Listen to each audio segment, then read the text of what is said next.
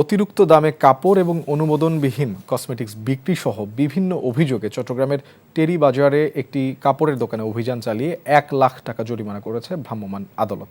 দুপুরে কাপড়ের দোকানটিতে অভিযান চালায় ভোক্তা অধিকার সংরক্ষণ অধিদপ্তরের ভ্রাম্যমাণ আদালত। এ সময় বিভিন্ন পোশাক ইচ্ছেমতো মূল্য নির্ধারণ করে বিক্রির প্রমাণ পাওয়া যায়।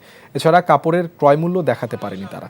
দেশি পোশাককে বিদেশি পোশাক হিসেবে অধিক মূল্যে বিক্রি এবং অনুমোদনবিহীন কসমেটিক্স বিক্রির দায়ে মেগামার্ট কাপড়ের দোকান কর্তৃপক্ষকে ১ লাখ টাকা জরিমানা করা হয়। অন্যদিকে গাজীপুর শহরের হায়দ্রাবাদ এলাকায় অভিযান চালিয়ে জনস্বাস্থ্য সহ বিভিন্ন বিষয় বিবেচনা করে ঘোড়া জবাই এবং এর মাংস বিক্রি নিষিদ্ধ করেছে ভ্রাম্যমাণ আদালত। এই ঈদে জামা জুতো অ্যাক্সেসরিজের ডিসকাউন্ট।